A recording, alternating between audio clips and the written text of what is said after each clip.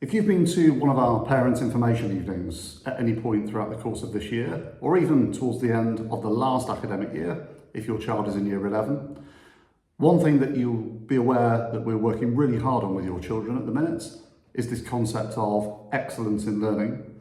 And as we approach the end of what's been a fantastic first term here at the school, both in lessons and beyond, I wanted to spend a few moments with you unpacking this concept of excellence and sharing with you some of the key messages that we've been imparting with your children throughout the course of this term so that you can reinforce those messages at home.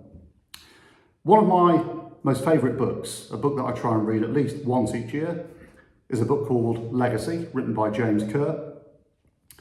And over a period of a number of years, James spent time with the world's most successful rugby union team, the New Zealand All Blacks, often considered by many to be the world's greatest sporting team too, with a win rate of currently standing at 83%, stretching back over 100 years.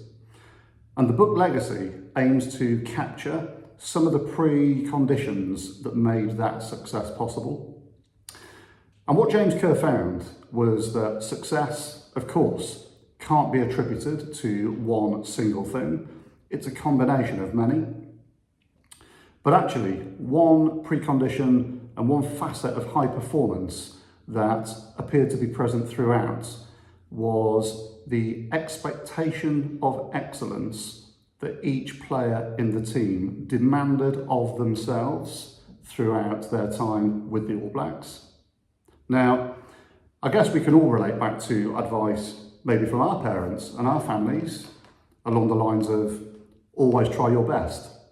And it was only last week when I had a conversation with one of our Year 7 students who shared with me that their primary school motto was always strive to give of your best. And this message has been told in so many different ways over the years. At school this term, what we've honed in on is one specific part of this really powerful mantra, and the idea that perfection is impossible, yet striving for perfection can be really worthwhile. Provided that we acknowledge at the outset that perfection is a myth, we will never in reality achieve perfection, but actually setting ourselves and then chasing really high aspirations, that encourages us to grow and develop and show determination and resilience, something that is captured so beautifully in our school value of tenacity. That's why aiming to be the best version of ourselves in everything that we do is such a tall order. And the reason that excellence is such a seriously difficult thing to achieve is actually because we set our own benchmarks, our own standards for what excellence looks like for ourselves. And although the people around us, perhaps our family and our friends, might have a good idea at what us performing at our best looks like in practice, and they might come quite close on occasions. In reality, the only person who definitely knows what giving our best looks like is the person themselves. Now, of course, being at our best in all that we do is really, really challenging.